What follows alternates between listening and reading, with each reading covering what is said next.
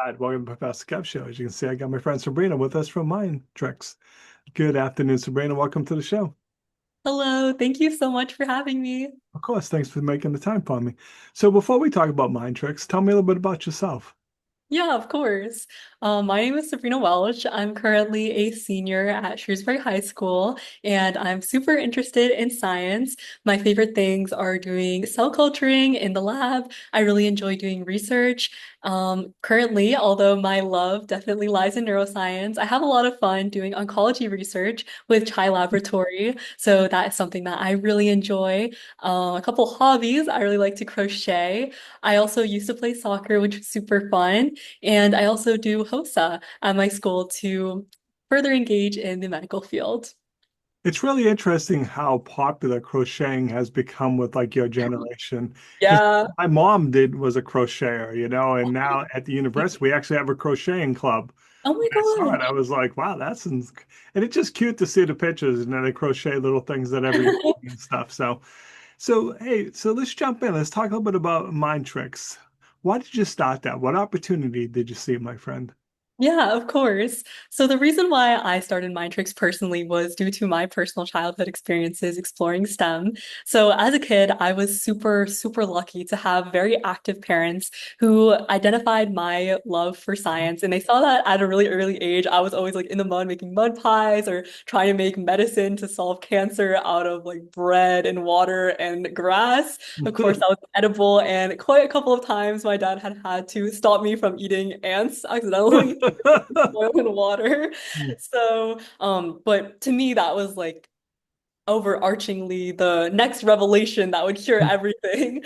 So from that, they realized that I had a really developing love for science, and they wanted to put me in classes and things like that that could nurture that curiosity. So my mom was a super great advocate for my journey. She always went on Eventbrite, which is a really great free resource to find different free events in the community. And she would take me to almost every free event that she could find that was for kids and STEM, and sometimes not for kids as well.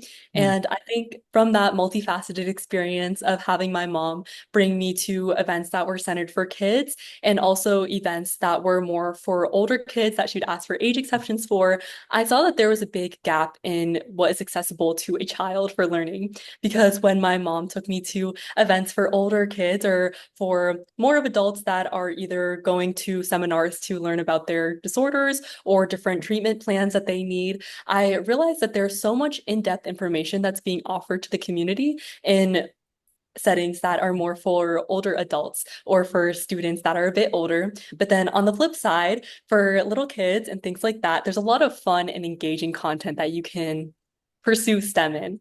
But what I wanted to do was I want to create a resource that could combine the best of those worlds and make a resource that is both in-depth and offers advanced content for little kids to explore while also being tailored to them. So what I came up with was Mind Tricks, which is a neuroscience magic show that teaches advanced neuroscience to kids. So that's including concepts like neurosurgery, craniotomy, brain lobe function, things like myelination, and long-term potentiation and things like that. All the kids that are 5 years old to 7 years old, even younger, some older as well. I always open my shows to everyone who's interested. I know I really so grateful for the opportunities that my community opened to me to always let me kind of like slide in, even if I was not of the age to participate in those programs. But what I want to do is really make that resource that could be both in-depth and advanced, and I did that through magic tricks. So let's talk about it. What's been the feedback so far? Are 5 and 7-year-olds able to understand the concepts? Yeah, it's really exciting how much passion I see in my shows. I think my favorite part of being the Mind Tricks magician, I guess I could say, is seeing how interested the kids are in really grasping these advanced concepts. I think what we do to kids often is sometimes doubt what they're capable of learning. And I think that could be helpful is to nurture their understandings and their curiosities because they are so incredibly capable of grasping those content and topics if we are able to present to them in a way that is engaging to them. So the reason why scientifically they're able to grasp these hard concepts, of course, when I was first learning myelination, actually, I was like pretty like, what's that? So you got to perform it in a way that is understandable to a kid.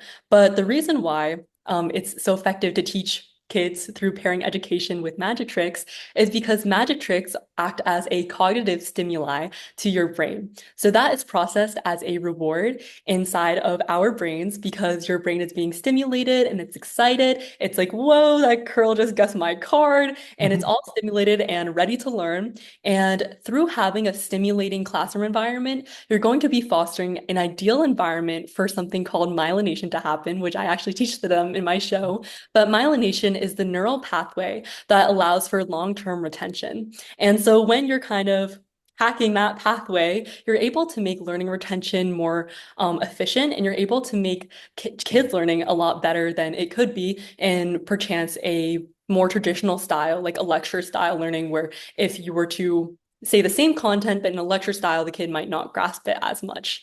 But yeah, that's kind of how it works. A lot of the kids have been able to retain the information, ask thoughtful questions, and it's been really great to see the whole journey. Now, where are you hosting these events? Yeah. So what I love to do is I love to host them in libraries, schools, in museums, like anywhere that people want me. I would love to Mhm. perform there. I have chapters all across the world. We have some chapters in Hong Kong, Bangladesh, Turkey, Morocco, and other places across the US, like in Virginia, California, Minnesota, and more. So they hold their own shows in their own community centers. I personally, my personal favorite is the library, as that's where I really got started in my STEM exploration as a kid. So from receiving that from my community, I really want to give back to the libraries and give them that love now that I'm older and able to foster a program in there. That is pretty awesome. So, crystal ball time, my friend. What's the future hold for the idea? Yeah. So in the future, I'd like to continue expanding my organization. I would really love to bring my program all across the world and continue to expand it so all families can have access to my program. And I hope to also further go into more fundraising aspects and advocacy aspects. Lately, within the span that I've been operating Mindtricks, there was a large defundings in education and research. And from having this background in education and being an educator and understanding as well as a student how important it is to fund these important programs, and also from doing the oncology research that I mentioned, I really wanted to be able to do something and give something back to my community that could help out these communities while there's some defunding happening. So I also have pivoted a lot of my work with Mindtricks to also advocate for fundraising for both research and education and advocacy as well. And yeah, so I hope to also continue going in that direction with Mindtricks, continue expanding it globally, and continuing to make it as best as a resource to the community it can be. So, what's the best way for people to reach out to you? How can I learn more? Yeah. So you can find us at Instagram, and that will be mind.tricks_official. And that will be our official account. But if you want to check out our other chapters, it'll be mind.tricks and then underscore. And then you can see what regions pop up and check out their Instagrams too. Awesome. I appreciate you taking a few minutes to call on the show. And as always, thanks for being my friend. Thank you.